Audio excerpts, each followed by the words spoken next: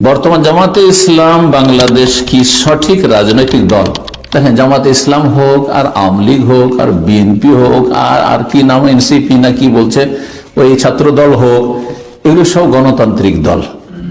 ইসলাম যদি আপনি বিশ্বাস করেন, ইসলামের আকীদা, ইসলামের মতাদর্শ আর ইসলাম যদি বুঝেন, তাহলে গণতন্ত্র ইসলাম সমর্থন করে না, গণতন্ত্র ইসলাম সমর্থন করেন না।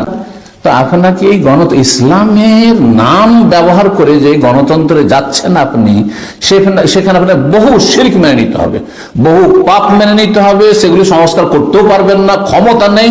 হ্যাঁ, কারণ জাতি ওইরকম তৈরি হয়নি।